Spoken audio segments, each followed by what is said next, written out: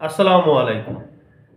বাংলাদেশ ভারত সম্পর্ক এটি কোন দিকে গড়াচ্ছে, পানি কোন দিকে যাচ্ছে? সাম্প্রতিক সময়ে যদি আমরা লক্ষ্য করে থাকি তাহলে দেখছি কি ভারত এবং বাংলাদেশের মধ্যে একটি বাকযুদ্ধ চলছে। শুধু বাকযুদ্ধ বললে ভুল হবে, এটি আগ্রাসনের রূপ নিয়েছে। বিভিন্ন পর্যায়ে ভারতের বিভিন্ন নেতা, বিভিন্ন গোষ্ঠী বাংলাদেশকে আক্রমণাত্মকভাবে কথা বলছে এবং বাংলাদেশ বলছে এই ভারতের আগ্রাসন রুখে দেওয়া হবে। এই আগ্রাসনের পিছনে সবচেয়ে বড় কারণ হয়েছে এই সাম্প্রতিক সময়ে চিন্ময় কুমার দাস। এই চিন্ময় কুমার দাসকে নিয়েই কিন্তু এই টানাপোড়েনটা বেশি বেগবান হয়েছে। এই পরিস্থিতিতে ভারতের বর্তমান অবস্থান নিয়ে মন্তব্য করেছেন বাংলাদেশের বিএনপির যুগ্ম মহাসচিব রুহুল কবির রিজভী। রুহুল কবির রিজভী ভারতকে তার পরিকল্পিত আগ্রাসন থেকে বেরিয়ে আসার জন্য আহ্বান করেছেন এবং তাদেরকে মোটামুটি একটি হুমকিও দিয়েছেন। রুহুল কবির রিজভী কি বলছেন? গণ অভ্যুত্থান মেনে নিতে না পারায় পরিকল্পিত আগ্রাসনের পথে হাঁটছে ভারত।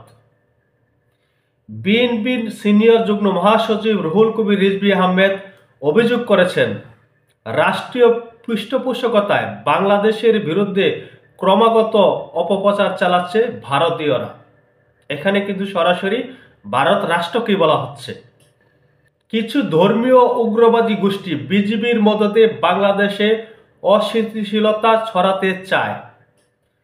পরিকল্পিত আগ্রাসনের পথে হাঁটছে ভারত, কারণ ছাত্র জনতার অভ্যুত্থানকে মেনে নিতে পারছে না ভারত। রুহুল কবির রিজভী ভারতকে উগ্রবাদী রাষ্ট্র বলে আখ্যায়িত করেছেন। এর কিন্তু ব্যাপকতা রয়েছে। এটির জন্য ভারত কি প্রতিক্রিয়া দেয় সেটি হয়তো আমরা দেখতে পাব। বাংলাদেশকে অস্থিতিশীল করার মাস্টার প্ল্যান করেছে ভারত। নিরাপত্তা ও স্থিতিশীলতার প্রতি হুমকি হয়ে না দাঁড়াতে ভারতের প্রতি আহ্বান জানিয়েছেন তিনি। রুহুল কবির রিজভী এখানে যেরকম উগ্রবাদী বলেছেন ভারতকে, তদুপরি পরবর্তীতে তিনি আবার বলছেন ভারতকে আহ্বান জানাচ্ছে বাংলাদেশের বিষয়ে যেন তারা হুমকি হয়ে না দাঁড়ায়। বিএনপির এ নেতা মনে করেন বাংলাদেশে নয়, ভারতে শান্তিরক্ষা বাহিনী দরকার। দেশটিতে অবস্থানরত বাংলাদেশের কূটনীতিকদের নিরাপত্তার জন্য শান্তিরক্ষী বাহিনীর সহযোগিতা চাওয়া উচিত সরকারের। এখানে রুহুল কবির রিজভী বলছেন বাংলাদেশ সরকারকে শান্তি মিশনের কাছে আবেদন করা উচিত যেন তারা ভারতে আমাদের বাংলাদেশের কূটনীতিকদের নিরাপত্তা নিশ্চিত করে, সেটি পরিপূর্ণভাবে জাতিসংঘের হস্তক্ষেপে, এমনটি তিনি বোঝাতে চেয়েছেন।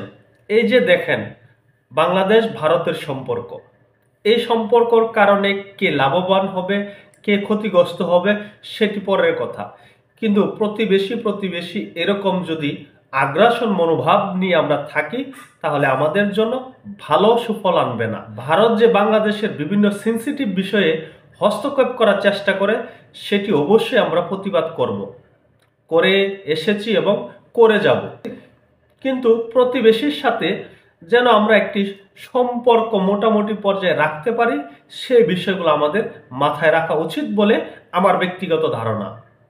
সকলে ভালো থাকবেন। আল্লাহ হাফেজ।